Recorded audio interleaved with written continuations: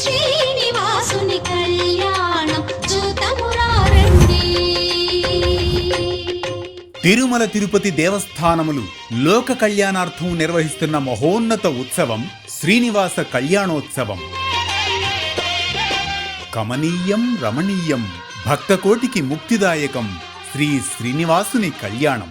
శ్రీ శ్రీనివాసుని కళ్యాణం చూతమురారండి.